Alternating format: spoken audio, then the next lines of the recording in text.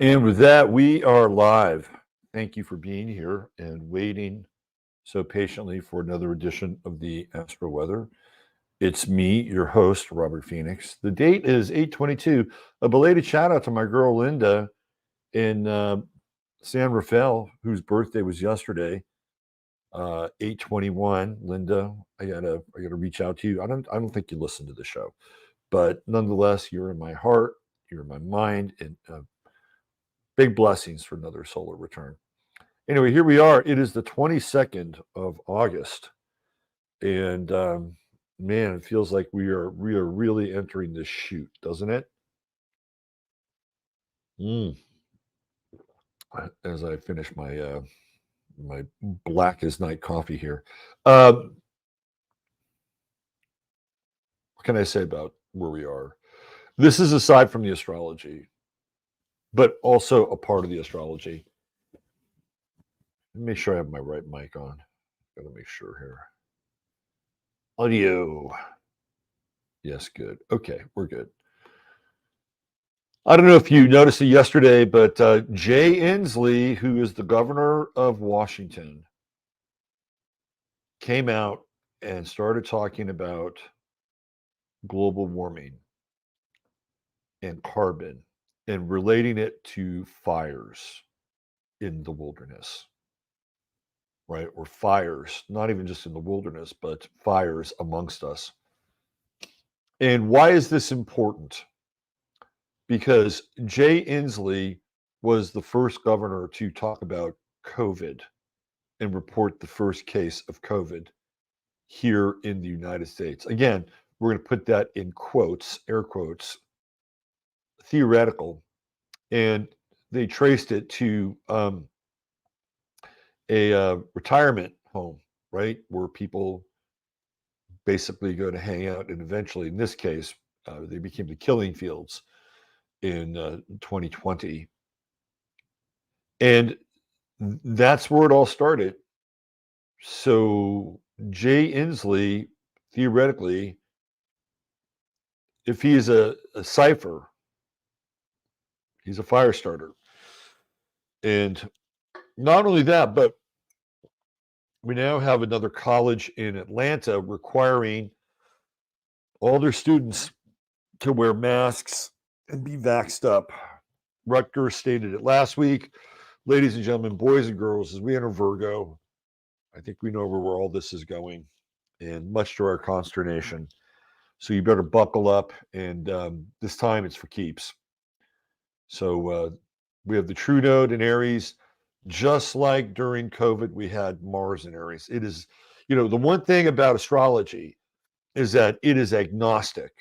This is the one thing that we have to understand because just as we have as individuals awareness about cycles and trends and kind of what's in the air and what we can pull from it, guess what?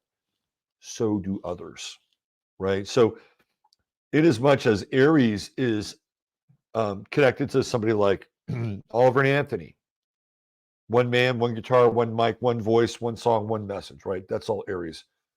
The man with the red beard. Aries is also martial. It's a martial energy. And if we look at the true node in Aries, we're dealing with the potential for everything martial, marshaling forth the will and the effort in our own lives, but also an atmosphere of martial control, potentially even martial law. So this is what we're up against and what we're dealing with. And why don't we get into the Astro Weather and see where we are on the cusp of Virgo? Let's see, where are we? I think this is it right here. So we have a complicated sky. Imagine that. A complicated sky. So there we go. The sun at 29 Leo. By the way, another birthday shout out. Less visible. Less visible was a big influence on my life in the 2010s, and he was a writer on Jeff Rent's. He was a prolific writer, and I got to know Les, and he was on my show a number of times. I've got interviews with him. and this was a guy that could really crank out some electric prose. Really, very interesting character. Les, wherever you are, I hope you're doing okay, and I hope you're celebrating yet another circle around the sun. Okay, we've got a yacht. We got that yacht action still in effect, right? Pluto, Neptune, the sun, and I believe we'll still have it tomorrow when we have the first presidential debate, which is right on Regulus. And I noted on the Sunday night show that happens right on Mike Pence's Pluto at 0 Virgo. And Pence will either come out of that debate charred and cindered, like a flaming wreck on the side of the road, like a burnt out foundation in a direct energy weapon rainstorm, or he will emerge magically as the candidate to beat. So keep your eye on Pence. And I know everybody looks at Pence and says this guy is just not a turtle on the fence post, but a turd on the fence post. It doesn't matter. It doesn't matter. Pence made a deal. He made a deal. He knows where the bodies are buried, and now he's come to collect. So hopefully the cycles and the energies at play eliminate him as a candidate, because that Pluto can do that. Pluto can go either way, right? So we'll see what happens here. The sun illuminating Mike Pence's Pluto, either power or darkness or both. And so that's where we are here. You know, the sun is at 29 Leo, so it's anaretic. By the way, shout out to Christopher. Christopher, another birthday today. Christopher in Ojai, I know you're probably listening and watching. So if I had a cap on, tip of the cap of you to you, brother, I hope you have a great day out there. And I know it's a little shaky with all the earthquake swarms, but wishing you another great solar return. So yeah, we're gonna have more birthdays. August, September, October, more people sending here the months. It's funny. I was born on the 22nd, and it is the 22nd most popular day of the year for births. Strange. So yeah, we have the sun at 29 Leo, and we're this is the kind of the last chance for gas, right? Last chance for kind of asserting your own personal sovereignty in some ways, right? But there's nothing left in the sun. There's nothing left in the tank. It's really okay. What do I need to do before we just all move into hermit mode, right? Because that's what Virgo is. Virgo is the hermit of the zodiac. And so tomorrow we move more into hermit mode. Tomorrow we move. We've had Mars just blazing a trail in Virgo for a while, which I personally have enjoyed. But now we have Mars coming into that opposition with Neptune. This is what I was talking about. So let me bring this into. Let me zoom in a little bit. I have morning eyes. You have to apologize a little bit here. So we have Mars at 26, and then Neptune in 27, right there. There's your opposition. So we're getting real close, real close. Let me zoom out a little bit. You know, I think that this is the emerging health crisis. This is what this is. You know, Neptune and Pisces is all about contagion. It is all about contagion. One could make a case that once Neptune went into Pisces, it was the opening of Pandora's box. Because if you think about it, like that's, and I know that there are some other takes on Pandora's box, and it's not really a box, and I get it. I understand. There's, you know, we go get in the weeds. Let's just use it as a metaphor for just a moment, right? Because we know what it means on a certain level. But that's what Neptune and Pisces did. It opened something, right? It opened for lack of a better term, right? We'll use the word portal, but we don't always associate portals with water, but in this case, we'll call it like a whirlpool or something that has like, well, I guess you could like when I think of like Stargate, Atlantis, the sort of the portal is sort of rippling, right? And Neptune, Pisces and Neptune is like that. And people, if you go back in time and you really clock what happened with Neptune and Pisces on 311, 211, right? That is when Fukushima happened. So it happened during the month of Pisces. That's number one. And number two, we were just getting ready to see Uranus and Neptune shift. They're really in those very um, critical degrees, right? And one could make a case that the event in Fukushima was a Pandora moment. And so everything, you can track that. You can track everything from 211 on. That's when things really start to get wonky and weird. You have eventually you have Trayvon Martin, you have Michael Brown, you have Sandy Hook, right? Those are all post Neptune and Pisces events. You have the refugee crisis, Neptune and Pisces, which I talked about when I was on Gaia. Look, I was talking about the refugee crisis on Gaia and that this was going to be a big story during Neptune and Pisces.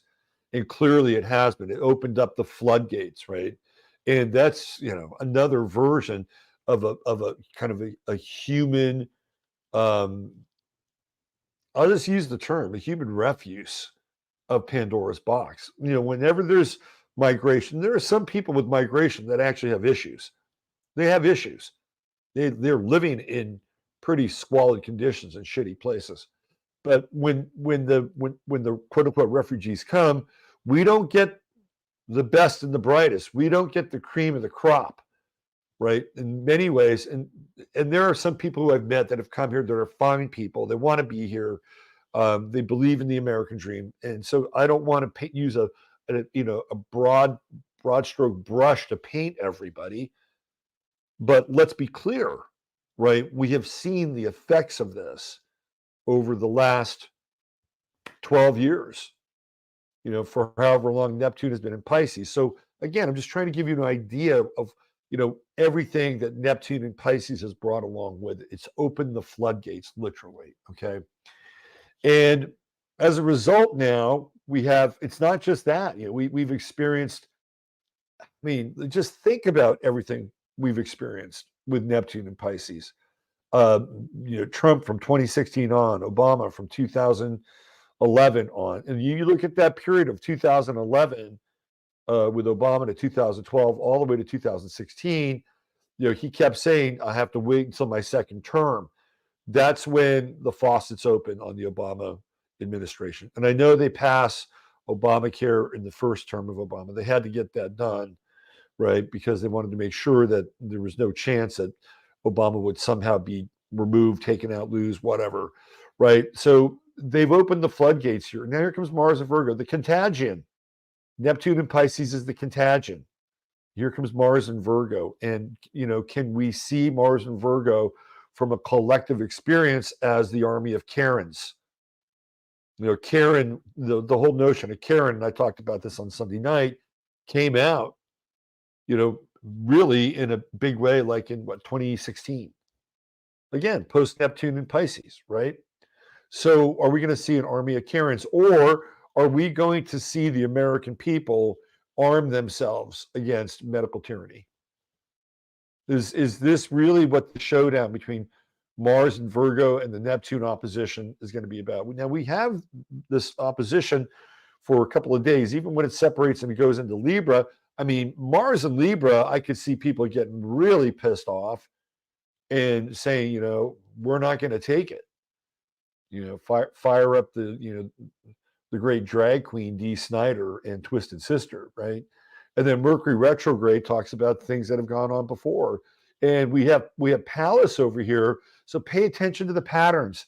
We can see the ripples in the waves. We can see Jay Inslee be the first person to talk about fires. He was the first person to talk about COVID. That's a pattern, boys and girls. That's Pallas, if you're paying attention.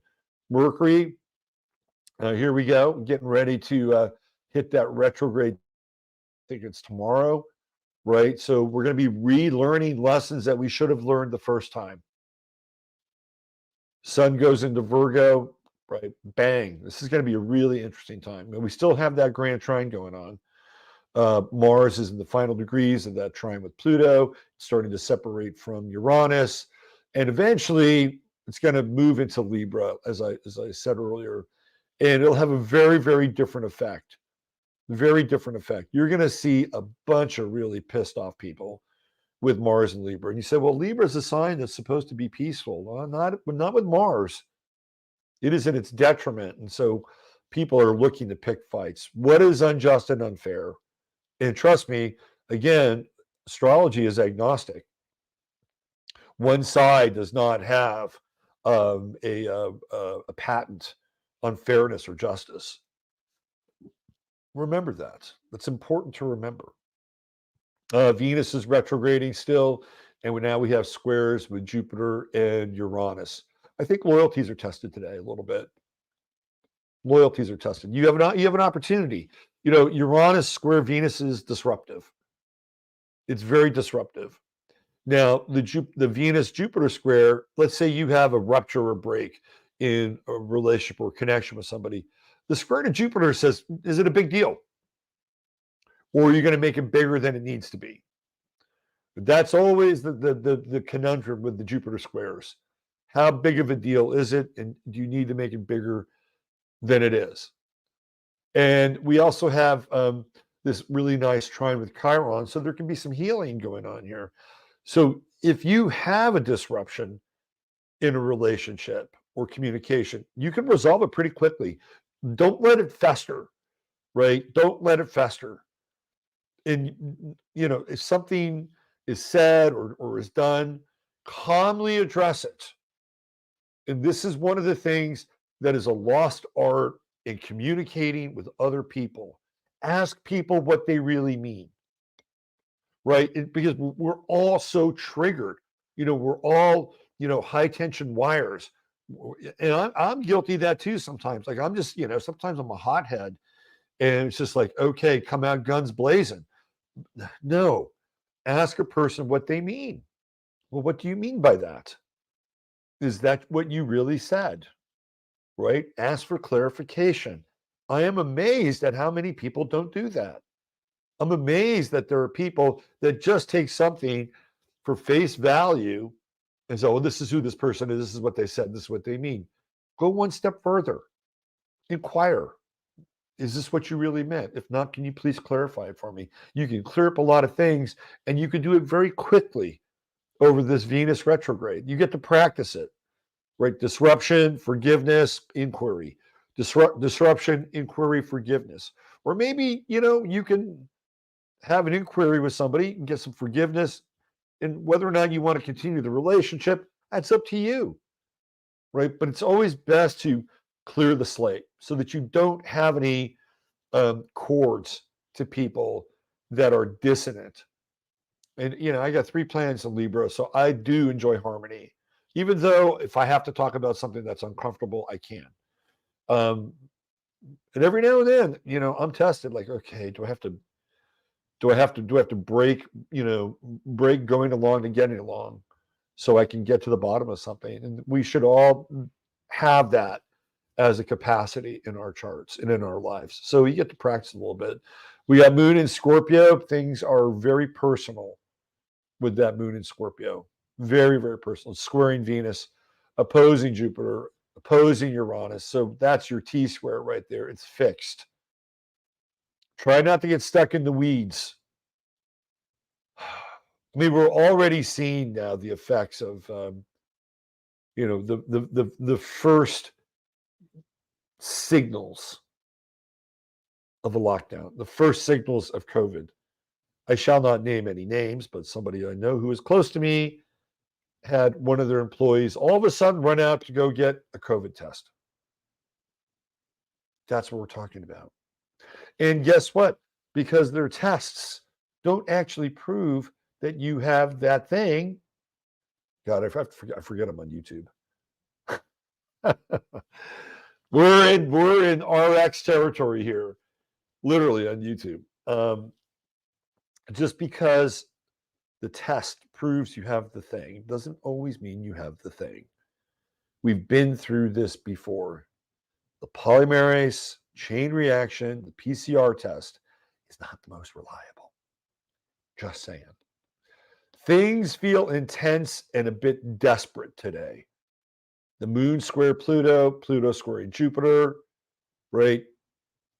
So here's what I'll say one more time before Mars gives way to its socially just expression in Libra. Keep your head down, get your work done, stay healthy, right? And if you get caught in the weeds, ask people what they really mean. Ask them, can you please clarify this for me? And you'll be amazed at what the results and the answers are. And you don't always have to stay with it. You can say, oh, well, okay, that's what I thought you said.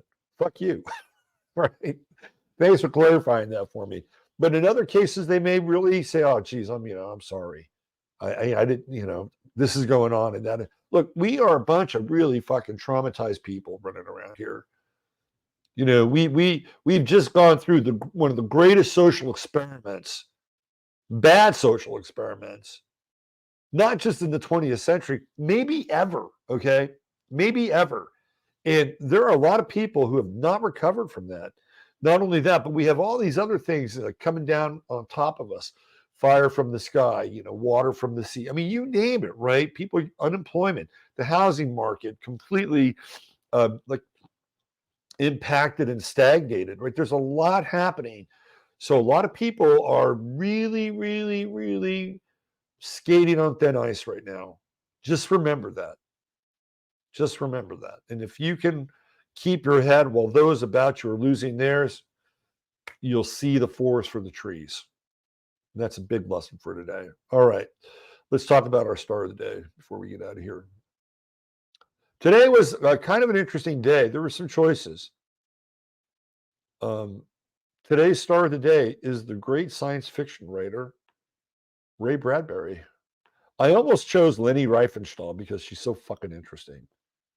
But the reason why I took Ray Bradbury was for a couple of reasons. His chart, in the Jones types, when Mark Edmund Jones talks about the 7 different types of charts, there's one that he didn't really see, and it's called the tripod. And that's what Ray Bradbury has. You can actually see the tripod here. Like there's the table, right? And then here's the leg, and here's the leg. Got a little extra leg there. So it's like a bit of a circus freak tripod, but it's a tripod chart. It's a very unusual chart. It's not necessarily a seesaw. It has some of it, but there's so many planets on one side that you have to pay attention to the plateau. So why did I choose Ray Bradbury? Well, it has a lot to do with Mercury and Neptune. He's imaginative, right? He is imaginative. He's a science fiction writer. And so Mercury, as we know, rules what? Writing and communication. And Leo tends to be a bit more dramatic, right? It's not like Mercury and Virgo where you can, write about cures and medicine or actuarials or whatever, right? Mercury in Leo needs dramatic expression. And here we have Neptune, the great dreamer, right? The great artist, right on top of Mercury. So Ray Bradbury clearly had the tap wide open, right, when he was writing. So that's one thing that I wanted to bring up here is just the relationship. Because again, when you deal with the 7th house, you're dealing with relationship. And it's the relationship with writing. It's the relationship with communication. I don't know how Ray Bradbury was in a relationship, but I guarantee you he probably didn't have, maybe. That's interesting because he has Venus and Saturn in the 8th house, which are capable of secrets, right? So he's somebody who would benefit in the right relationship from being more open because he has definitely some secrets and they're family secrets. It's the relationship with his father. I have no idea what Ray Bradbury's relationship with his father was about, but I can tell you it was not easy, right? And especially in the square with the moon. The moon in Sagittarius is breakaway, wants to break away. Now, the other reason why I picked Ray Bradbury is because of one of his books, right? One of his books is The Martian Chronicles. And there's Mars right on his midheaven. Hello, right? Also, Fahrenheit 451, another really Mars-like book, right? Fire, we're dealing with fire with Fahrenheit 451. And not only that, but the whole idea of the firemen are inverted.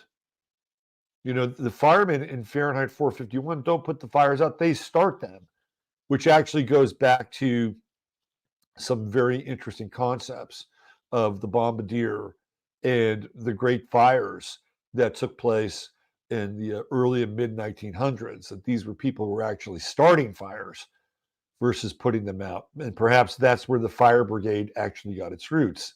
It's a little controversial, but what was Bradbury really talking about? He was talking about the burning of books, right? Again, that's very Mars like. Fire, the Martian Chronicles, Mars on the midheaven. He also did The Illustrated Man, which is a very interesting story, right? And when we get into something like The Illustrated Man, you know, we're also over here very much in Mercury Neptune category, right? So The Illustrated Man is about this man who has tattoos all over his body, and somebody has this inquiry about him with his tattoos, and the tattoos are he takes them into each tattoo, and it's a fascinating book. And in the movie The Illustrated Man, the tattooed man is played by Rod Steiger, and there's actually a scene in The Illustrated Man where there's a tattoo that takes place, I believe, if I'm not mistaken, there's a scene on Mars. So Bradbury's a very interesting character. And in a lot of ways, he's very singular. You know, he doesn't have much of a private life. He has Pluto in the sixth house, he has Uranus in the first house, but everything is above the horizon. Everything is about what he creates and the relationships that theoretically support that. Also, Sun Jupiter conjunction. Jupiter is publishing, right? It represents publishing. I don't care what sign it's in. Jupiter rules publishing. And so he's got a Sun Jupiter conjunction in Leo. Very interesting guy, super interesting chart. Ray Bradbury, there is your star of the day. All right. So I'll be over on 15 minutes of flame. That's 15 minutes of flame. And if there's not a good star of the day for tomorrow, I'm going to pick up Leni Riefenstahl because she's just so fucking interesting. But let's do a little true hemp science here. And that's our sponsor of the show. When things get rough, when things get tough, what you need is some true hemp science. Because true hemp science is your one-stop shop for all of your CBD needs. And this is not just any CBD. Not all CBDs are created equal. Not everybody grows the same shit and processes it the same way. Just remember that. When you look at Chris's product line, you will see these little numbers on the product line, 43, right? And what you get is you get full spectrum CBG plus CBDA plus terpenes.